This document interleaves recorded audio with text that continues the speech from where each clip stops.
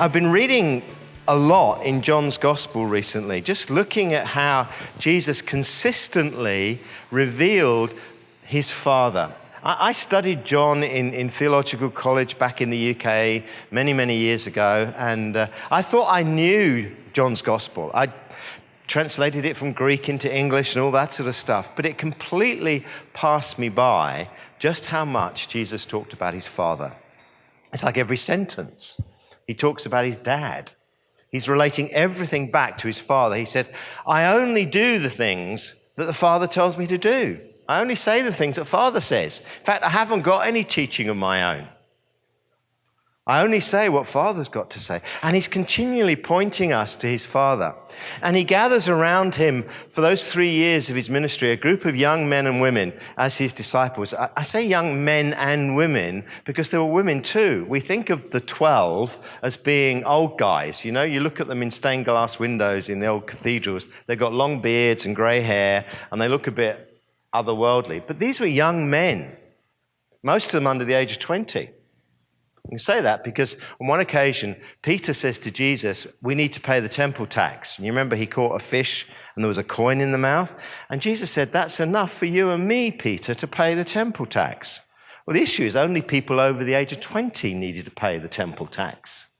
So probably most of these other young guys were under 20. And there's young women as well.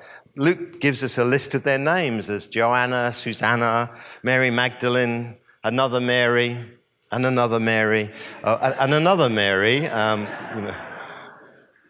They were young women. So, we tend to think this is just for the old folks, But, most of my stuff happened before I was 20. Stuff that I spend the next 45 years trying to deal with. If we as young men and women encounter the love of the Father as a living, life-changing reality, it's going to transform the world, isn't it? So, these FatherHeart schools are not just for the silver hairs. They're for all of us. But Jesus had a bunch of guys around him. And on the last evening that he spends with them, which we call the Last Supper, well, they didn't know it was the Last Supper, but we know because we read the book. But on that evening that they were together, Jesus has been just continuing to reveal who his Father is. And sometimes the disciples just don't get it. I mean, if you'd been a disciple and been with Jesus for 3 years, you'd have got it, wouldn't you? Well, probably not. They'd had him for their individual attention for 3 years. And he says things like to them, now, you know where I'm going, don't you? You know the way where I'm going. And they're going, do you know where he's going? Did I miss the talk about where he's going? Was I fishing that day? I don't know. Eventually, all they'll look at Thomas and they'll go, go on, ask him, Thomas. So Thomas puts his hand up. We don't know where you're going, so how can we know the way? And Jesus is so kind, and he just says, oh, Thomas, I'm the way. It's me. I'm the life. I'm truth. And we all go, yeah, Jesus is the way. We get all that. But the rest of the sentence was, no one comes to the Father except through me.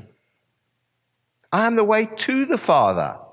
I am the life of the Father. I'm the truth about the Father. So as that evening's unfolding, they're asking the disciples are asking questions when they don't get it. Very wise. Finally, Jesus says something which is absolutely mind-blowing. And the disciples don't ask any questions. He says this. This is John 15 and verse 9. He says this. As the Father has loved me, so have I loved you. Now remain in my love. As the Father has loved me, in exactly the same way I have been loving you. Now stay in that place. I read those verses and I think, wow, that's amazing. And interestingly, the disciples don't say, huh? What do you mean? How have you loved us, Jesus? Because they knew. When Jesus said that, they knew that he had loved them. They knew what being loved by Jesus looked like.